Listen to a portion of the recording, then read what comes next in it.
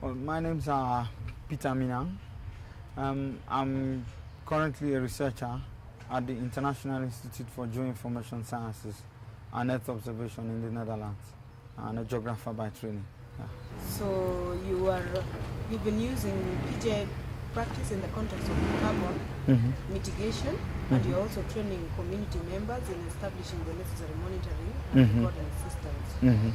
Now, in your view, do you think it's something that can be replicated?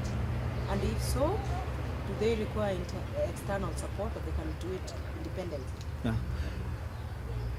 Well, I think there are two phases to that. First, with regards to the work that we are doing, I would say in terms of replicating the methodology in itself, doing using the equipment, recording, monitoring, measuring, and keeping records of the carbon, I think they can do it because we are giving them an awful lot of training in that respect, and they are responding very positively. And I think even the people we expected, we thought wouldn't be able to cope very well, that is the people with very little education, maybe basic education, I think they are doing quite well.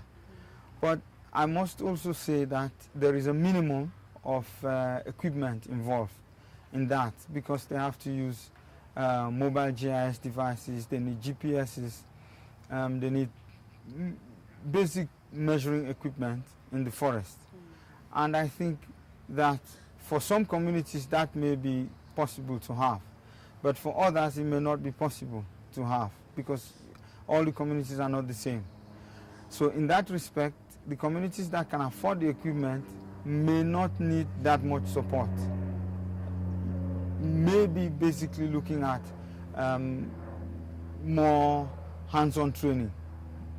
But for communities that don't have that equipment, I think they will require some support from the outside in terms of providing that equipment and in terms of perhaps giving further training. You've clearly indicated that some of the communities can afford them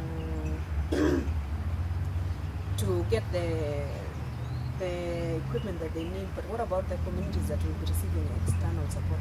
How do you foresee them managing to continue the program but independently?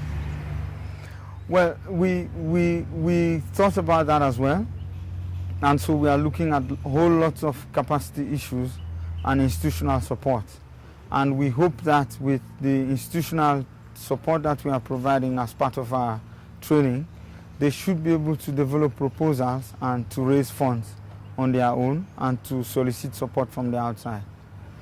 Yeah, so you have already had measures in place to take care of that? Yes, we are doing something about that as well. Yeah, but in the long run, it depends on how dynamic the communities are. But I believe this will still be part of the training in terms of even how you exit, that they can be able to do on their own. Oh yeah, sure. I mean, we are doing capacity building training as well, developing their institutions, looking at possibilities of raising funds for their work. And in the long run, we hope that they would eventually get money from the Kyoto Protocol, the CDM projects, and then they will be able to recycle that and to reinvest that to keep going.